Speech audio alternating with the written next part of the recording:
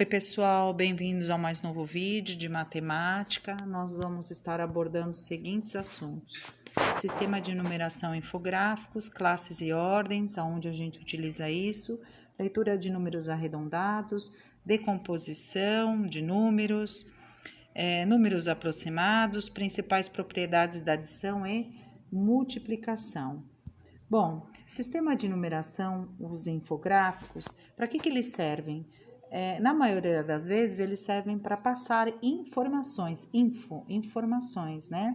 De gráficos ou de algumas, nesses formatos ou em alguns outros que a gente vai estar mostrando, para a gente obter dados, para fazer cálculos, conclusões e tomar decisões. Então, por exemplo, aqui a gente tem um infográfico falando sobre litros de água desperdiçados em um dia com a torneira mal fechada. Então, eu consigo fazer cálculos só com esses números que aparecem aqui, né? Nessas variações, eu consigo montar uma tabela para me facilitar a leitura. Eu consigo fazer o cálculo de quanto que ela totalmente aberta versus ela gotejando só um pouquinho e tomar as devidas decisões, tá? Bom, classes e ordens. Ordem, vamos entender o que é ordem classe para a gente saber onde a gente usa. Ordem é um número que a gente encontra, vai nomeando nos algarismos do número da direita para a esquerda. Classes é a cada 3 ordens eu formo uma classe.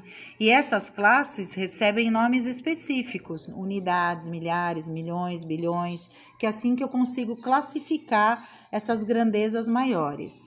Bom, aqui nessa tabela a gente consegue ver, da direita para a esquerda, usando de referência esse número 1.507.643, da direita para a esquerda eu começo a colocar, a nomear, né? Primeira ordem, o número 3, segunda ordem, o número 4, terceira ordem, o número 6, e aí eu já tenho 3 ordens e eu monto uma classe, que eu chamo de unidades. Depois, eu chamo a segunda classe de milhares, a terceira de milhões, quarta de bilhões e assim por diante, tá? Falando sobre arredondamentos, os números, eles podem ser escritos de diversas maneiras, desde a forma abreviada, como aqui no exemplo a gente está vendo, 5,6 mil municípios, ou eu posso escrever por extenso, 5.600 municípios, escrito mesmo. Ou eu posso converter a palavrinha mil em algarismos, como está escrito aí do lado esquerdo, embaixo aí nessa forma aí de expressar, 5.600 municípios, tá? Bom, aqui eu tenho um outro exemplo, como eu faço a leitura de números arredondados. Então, mais de 3,5 milhões de brasileiros despejam esgoto irregularmente. Eu posso falar dessa forma abreviada, 3,5 milhões. Eu posso quebrar isso e falar em 3 milhões e 500 mil brasileiros, como está no meio ali. Eu posso escrever tudo por extenso, 3 milhões e 500 mil brasileiros, ou eu posso converter os milhões em algarismos, como é na primeira ali do lado esquerdo, 3.500.000, tá? Vamos falar agora sobre decomposição de números por adição.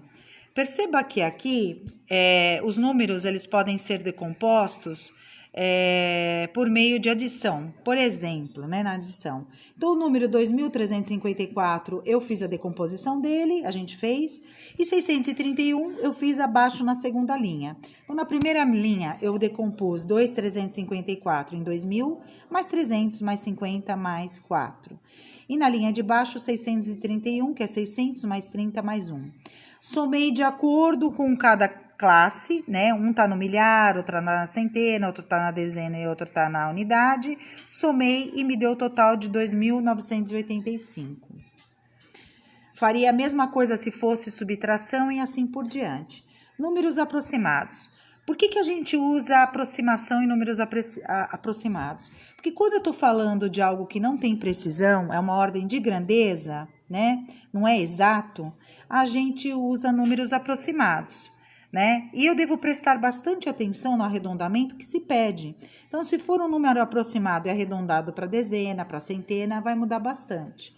Então, olha só, o número 664. Se eu pedir para arredondar para dezena, 664 está mais próximo de 60 ou de 70? Ele está mais próximo de 60, né? Porque o 4 abaixo de 5, então, né? 64 está abaixo de 65, então ele arredonda para menos. Se fosse 66, né? Eu arredondaria para mais. No exemplo de baixo, 664 arredondando para a centena mais próxima, que é 700. Então, é centena. 664 passa de 650. Então, eu arredondo para mais. Então, seria para 700 ou para 600? Porque eu estou falando de centena.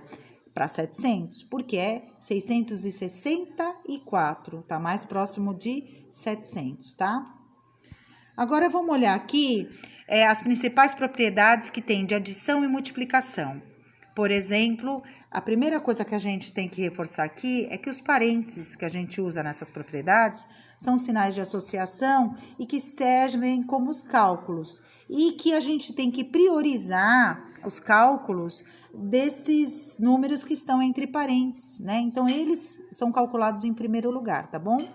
Vamos estar falando sobre a propriedade comutativa. A ordem dos fatores não altera. Se for para a multiplicação, porque fatores é a nomenclatura que a gente usa para o conceito de multiplicação, ou parcelas, né, que é para adição. Parcelas é a nomenclatura que a gente usa para o conceito de adição, de soma. Não altera o resultado. Então, olha no exemplo aí de baixo da multiplicação. Se eu fizer 3 vezes 9 ou 9 vezes 3, vai dar o mesmo resultado. Na adição, se eu fizer 13 mais 56 ou 56 mais 13, vai dar o mesmo resultado. Agora, olha aqui. Na propriedade associativa, a ordem das operações efetuadas não altera o produto, seja na adição ou na multiplicação. Então, olha só, se eu somo 4 mais, entre parênteses, 8 mais 6, ou se eu somo 4 mais 8, entre parênteses, e mais 6, dá o mesmo resultado. Na multiplicação, a mesma coisa. Se eu multiplicar 4 vezes e colocar entre parênteses 8 vezes 6, é a mesma coisa que eu colocar 4 vezes 8, resolver essa operação primeiro, que está entre parênteses, e depois multiplicar por 6. O resultado vai ser o mesmo. Agora, vamos falar sobre a propriedade distributiva. Aqui sim, a propriedade distributiva da multiplicação em relação à adição ou à subtração é sempre feita um número por vez. Então, olha só, 2 vezes 3, mais eu distribuo o 2 vezes o 4, isso na soma. Agora, se eu for na subtração, a mesma coisa. Primeiro eu faço 2 vezes 4, menos 2 vezes 3, tá? Então, aqui eu tenho um exemplo clássico de cada um que eu coloquei lá atrás, numa tabelinha resumo de cada propriedade. E aqui eu vou falar sobre elemento neutro, que eu não falei em momento algum até agora. O elemento neutro, na adição, olha na flechinha lá, na coluna da adição, é 0. E o elemento neutro na multiplicação, olha lá na coluninha da multiplicação e na linha do elemento neutro, é o 1, tá bom? E é isso, pessoal. Tenham um bom estudo e até o próximo vídeo.